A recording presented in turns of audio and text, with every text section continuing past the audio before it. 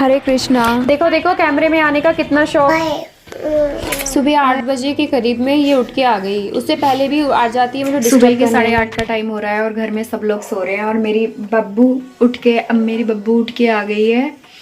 और मेरा यहाँ नाश्ते का सारी तैयारी हो गई है और खाने की भी सारी तैयारी हो गई है। मेरी बब्बू क्या खाएगी? मैं चीला खाएगी। इसका आलू का पराठा बना रही हूँ। बाबू हैप्पी दिवाली। Thank you. मम्मा को भी बोलो happy Diwali. Thank you. Bye. घर में जो भी हुआ सो हुआ। उसके बाद 1:30 बजे करीब में उन्होंने फिर बोला कि भाई चलो रुद्रपुर चलते हैं। रुद्रपुर में नए वाले मकान में जो बन रहा है हमारा, उसमें दिया जलाने के लिए चल गई। फिर मुझे ये वैन मिल गई। इस वैन में बैठ के आधे घंटे करीब में रुद्रपुर में पहुंच गई। मेरा मन बिल्कुल मतलब उस टाइम ऐसा था, बिल्कुल एकदम शांत शांत सा, कुछ अच्छा करने का मन नहीं कर रहा था। मैं बस सोच रही थी अपने मन में कि जल्दी से ये दिन कट जाए दिवाली का। और बस ऐसे ही रुद्रपुर पहुंचने के बाद सिद्धार्थ और वो बाइक से गए थे तो मैं उनका वेट कर रही थी। वो पीछे आपने लड़का देखा कैमरे में कैसे देख रहा था, फिर मैंने कैमरा हटा लिया। यहाँ पर आके बसेस वैन वगैरह रुकती हैं उस साइड, और इस साइड जिस साइड में खड़ी हूँ यहाँ से हल्द्वानी की तरफ जाती हैं। तो मैं बस कैप्चर कर रही थी कि सब कि अगले साल देखूंगी होली पर कि मैं हल्द्वानी से आई थी रुद्रपुर। ये देखिए वो जोकर मुझे बाय कर रहा था, उसका मेकअप बहुत अच्छा था, बहुत ही अच्छा था। मेरा बहुत मन कर रहा था मैं उसके साथ एक फ़ोटो लूँ, लेकिन बस मैं कह नहीं सकती थी। और जब मैंने सोचा कि मैं जाते हुए यहाँ से जब मैं निकलूँगी यहाँ से तब मैं इसके साथ एक फ़ोटो लूँगी, 2 मिनट के लिए इसे बात करूँगी, वीडियो लूँगी। लेकिन फिर जाते हुए उन्होंने मुझे वहाँ पर बस स्टैंड पर छोड़ा था। अभी ना हम लोग मिठाई की दुकान पर जा रहे हैं, फिर मिठाई लेके घर में दिया जला के फिर हल्द्वानी वापस जाएंगे बस से। यहाँ आइज़ में जहाँ चोट लगी थी वहाँ बहुत दर्द हो रहा है अभी भी। फिर यहाँ पर ये ना गुरु पूजा है शायद इसका नाम इस रेस्टोरेंट का। यहाँ पर खाना वगैरह बहुत अच्छा होता है। मैंने ये आधी किलो लिए थे ब्लैक वाले छोटे वाले गुलाब जामुन। देखो अभी ये मैं अपने नए घर में आ चुकी हूँ ना, तो मैं दिन में बस टेंशन की वजह से खाना बनाना भी भूल गई और खाना भी भूल गई। और इस छोटी को कोल्ड ड्रिंक दिलाई है तो देखो कैसे पीने में लगी हुई है।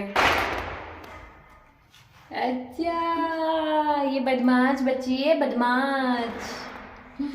मम्मा को दोगी? मम्मा को देगी। 5 दिए मैंने छोटे जलाए थे और एक ये जो बड़ा वाला दिया जलाया था ना, ये सिद्धार्थ ने स्कूल में दिया कंपटीशन में इसको डेकोरेट किया था, तो मैंने मेन दिया यही रखा घर में, इसको जलाया। और जैसे कि 2 मोबाइल थे ना, तो एक मोबाइल में सामने विग्रह में देखकर मैंने पूजा करी थी। और ये मेरी बेटी जय माता ऐसे ऐसे करके इन्हें अच्छे से पूजा करी। फिर एक दिया उठा के कमरों में, बाहर चौखट पर, ऊपर छत पर रख दिया। फिर उसके बाद वापस आई मैं बस में और वैन के जो किराए में फ़र्क है वो 5-7 रुपये का है। और लेकिन ये है कि मेरे ख्याल से बस जो है वो जल्दी पहुंचती है वैन से। फिर उसके बाद मैं गई थी इस्कॉन टेम्पल, इस्कॉन हल्द्वानी। तो वहाँ पर ना तो प्रभु जी थे ना माता जी थी। फिर मैंने जहाँ पर एक और, वहाँ पर जैसे कोई ना कोई तो रहता ही है मंदिर में, एक और को मैंने दिए दिवाली के जो मैं ले गई थी गिफ्ट। और फटाफट से मैं वहाँ से आ गई। और घर में आके क्या देखा कि क्योंकि दिन में किसी ने खाना नहीं खाया था तो पिज़्ज़ा लाए हुए थे, सब लोग ने पिज़्ज़ा खाया। इसी चक्कर में इस्कॉन गई थी ना, तो वहाँ पर प्रभु जी और माता जी तो थी नहीं, तो मैंने उनको दे दिया, जो वहाँ पर एक प्रभु जी थे उनको गिफ्ट दे दिया।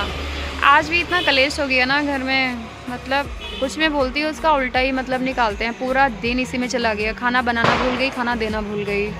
मेरा मन कर रहा था जैसे मंदिर में कोई था नहीं, 2-3 मिनट बैठ जाऊँ, बट पॉसिबल नहीं था। हैप्पी दिवाली सबको। तो सब लोग बाहर पटाखे छुटा रहे हैं और मैं यहाँ अंदर बैठी हूँ। मेरा मन नहीं है बाहर जाने का, मन कर रहा है बस थोड़ा सा खाना खा के फटाफट सो जाऊँ। गली में सब लोग ने साड़ी पहनी थी, मैंने अंदर से देखा था।